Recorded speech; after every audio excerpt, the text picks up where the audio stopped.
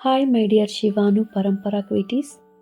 आज मैं पूर्व काल में विष्णु शर्मा जी द्वारा लिखी गई पंचतंत्र की कहानियों में से एक कहानी सुनाना चाहती हूँ।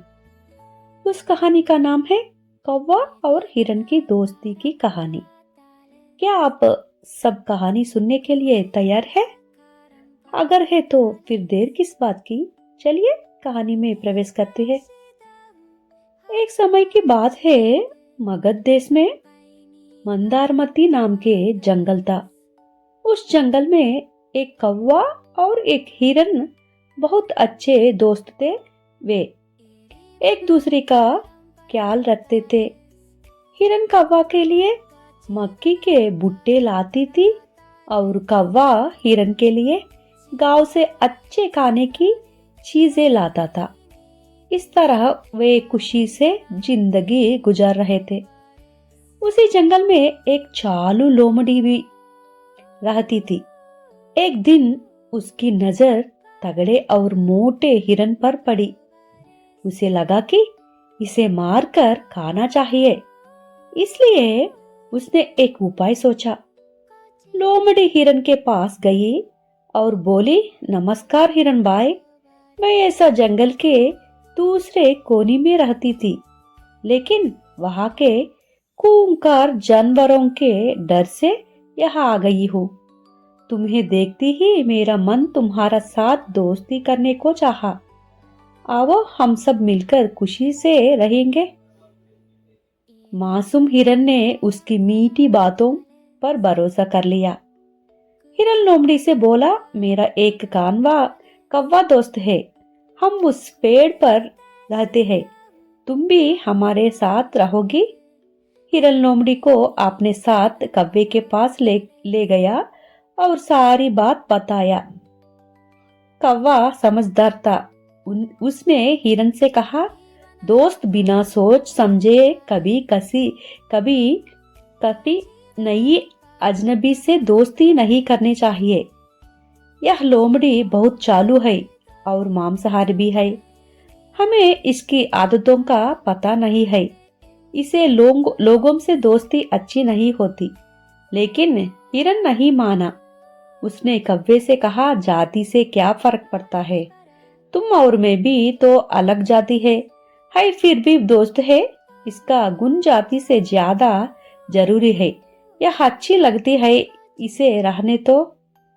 दोस्ती की बात मानकर कौवे ने हाँ कर दी। अब तीनों साथ रहने लगे। लेकिन चालू लोमड़ी तो मौका देखकर हिरन का मांस खाना चाहती थी। एक दिन लोमड़ी हिरन के पास आई और बोली, दोस्त, उस तरफ बहुत अच्छी हरी फूस और मक्के का खेत है, कल हम वह चार के लिए जाएंगे। अगले दिन दोनों वहां गए। हिरन हर दिन खेत में मक्के और घूस खाने लगा। खेत के मालिक ने यह देख और हिरन को पकड़ने के लिए एक जाल बिछ कर घर चला गया। अगले दिन जब हिरन चारा चरने आया तो वह उस जाल में फंस गया। उसने बहुत कोशिश की लेकिन निकल नहीं पाया। उसी वक्त लोमड़ी वहां आई। फंसे हुए हिरन को देखकर लोमड़ी मन ही मन बहुत खुश हुई। हिरन ने लोमड़ी से विनती की, दोस्त, तुम सही समय पर आई हो, खेत का मालिक आने वाले हैं, तुम जल्दी से इस जाल को काट कर मेरी जान बचा लो। लोमड़ी जाल काटने का बहाना करके पीछे हट गई और धीरे से बोली, दोस्त, यह जाल दागों से बना है। आज रविवार है और मैं दागों की नहीं छू सकती। तुम मुझे इसके अलावा कोई भी काम बताओ, मैं वह करूंगी। यह कहकर लोमड़ी वहां से बिसक गई और पास की झाड़ी में छिपकर बैठ गई ताकि मालिक आए और हिरन को मार कर फेंक दे, फिर वह उसका मांस खा सके। उसी वक्त कौवा अपने दोस्त हिरन को ढूंढता हुआ आए, क्योंकि हिरन देर तक नहीं लौटा था। उसने देखी हिरन जाले में फंस हुआ है। कौवा नीचे उतरा और पूछा, दोस्त यह क्या हुआ? हिरन आंसू बहता हूँ बोला, दोस्त यह उसी बात का नतीजा है कि मैंने तुम्हारी बात नहीं मानी। कव्वे ने लोमड़ी के बारे में पूछा तो हिरन ने पूरी बात बताई और कहा, वह मेरा मांस खाने के लिए इसी पास की झाड़ी में छिपी होगी। इतने में उन्हें दूर से खेत का मालिक दिखा। कव्वे ने हिरन से कहा, दोस्त मालिक आ रहा है, मेरे पास एक उपाय है। तुम तुरंत अपनी सांस रोककर मरे हुए की तरह लेट जाओ। मैं तुम्हारी आंखें नोचने का नाटक करूंगा। जब मालिक तुम देखकर सोचेगा कि तुम मर गए हो और जाले से अलग करेगा तो मैं काऊ काऊ करके आवाज दूंगा। उसके तुरंत बाद तुम उड़कर भाग जाना। हिरन खुशी हुआ और उसने वही किया। खेत के मालिक ने हिरन को जाले से अलग किया।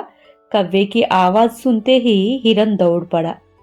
यह देखकर मालिक हैरान रह गई और गुस्से में आ गया। उसने सोचा कि इस हिरन ने मुझे धोखा दिया। उसने अपने हाथ में पकड़ी हुई मोटी लकड़ी हिरन को मारने के लिए फेंक दी। किस्मत से वह लकड़ी हिरन को नहीं लगी। उसका निशान चूक गया और वह सीधे उस लोमड़ी को लगी जो पास की झाड़ी में चिपकर बैठी थी। लोमड़ी तड़पकर वही मर गया। अपरिक्षित न कर्तव्यम अर्थात बिना जांचे परने किसी पर भरोसा नहीं करना चाहिए।